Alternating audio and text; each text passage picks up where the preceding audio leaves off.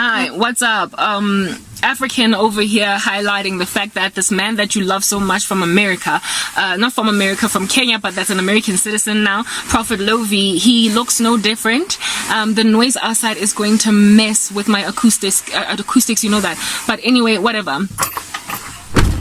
This Prophet Lovi guy that you love in the US. I'm coming from an African vantage point. Christians in Africa that are really truly consecrated and don't allow themselves to be taken away by the tsunami of these prophets all over the show that capitalize on African sorrow and poverty. We know that Lovi is just like a charlatan. He is a charlatan. He is a charlatan. Like Prophet Lovi is Bushiri. Like in the worst way. If you go and you look at Bushiri, if you know who Bushiri is, and you have rightly written him off as a false prophet, you will be able to identify Bushiri in Prophet Lovi. He likely even got his demonic powers from Africa. He probably went to Nanakwakude in Ghana.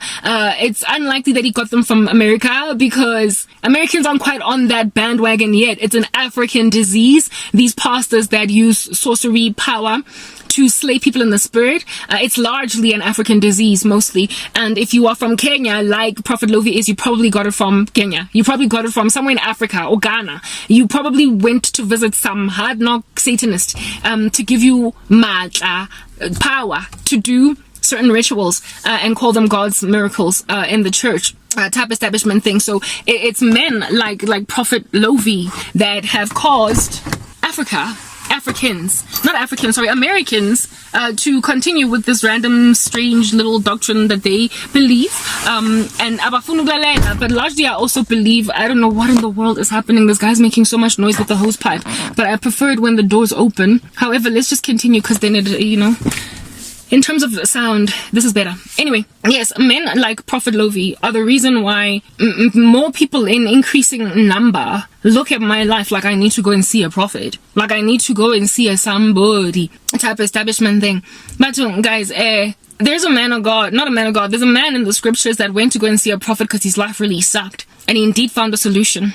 And when he got to that prophet, the prophet was kind of like, oh, what do you want from me? Okay, this is what you must do.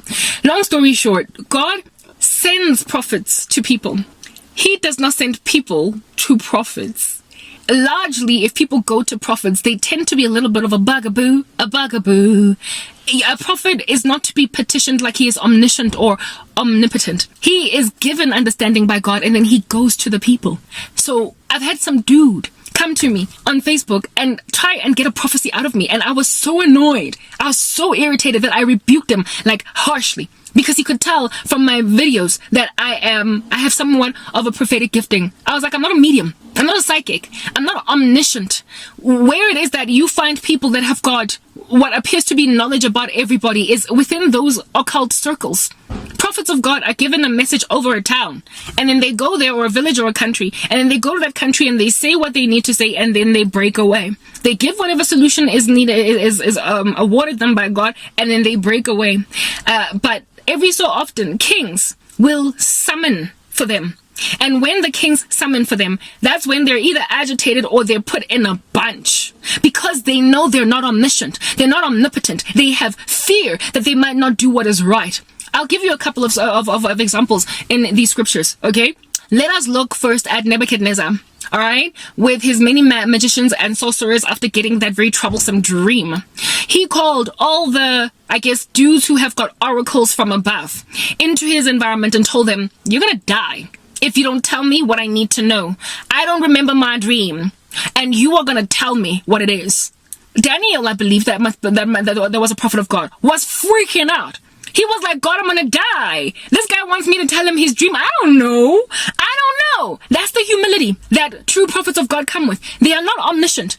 They don't operate like Tyler Henry, who have celebrities going to him and he is able to tell them everything that they ate for breakfast in 1984.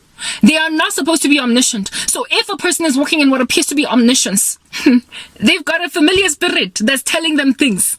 A holy God does not download all the information that could possibly be understood into the minds of his prophets. He downloads what he will. that his purposes may be fulfilled through the ministry of this prophet. So sometimes he knows, sometimes he doesn't. And oftentimes when you then tap on the shoulder of a prophet, go out of your way to tap and be like, hey, what did God say? Hey, what did God say? Hey, you are burdening this human being with omniscience as a gift. They will not know everything about everyone in this room.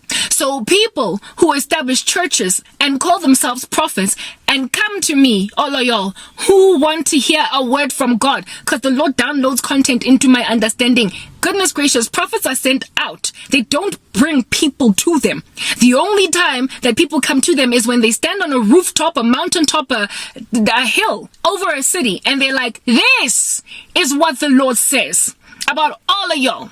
Or he knocks on the door of a king and says, this is what the Lord got to say about what you're doing. But rarely ever does he set up a base camp and then say, come as many as you want to come, and if it is possible with a fee of $10 to hear what the Lord has to say about you, without him knowing who in the world is going to be sent him and what in the world is going on with them. Because mankind is born with eternity on their hearts. However, because they don't want God, because they're sinners, they will always want to know supernaturally what's going on. They will always want to hear what a psychic has to say about them. That's why they're obsessed with the occult, with tarot cards, with astrology, it is astrology, right? Astronomy is the science, whereas astronomy is the occult stuff. They will always be addicted to mediums, psychics, soothsayers, people who interpret omens, who gauge the weather to figure out what's going on with your chakras, angas, whatever.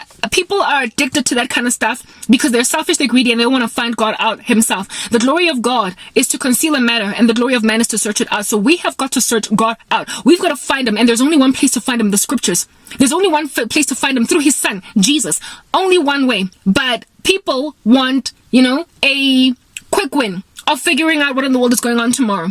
And so they go to somebody who a familiar spirit is going to give a false prophecy to, and they will believe this familiar spirit because that familiar spirit will have confirmed something that happened in the past. Devils are ancient. They've been around for a minute, and they've been watching you literally since the day you came out of your mama's womb. They watched you inside your mama womb.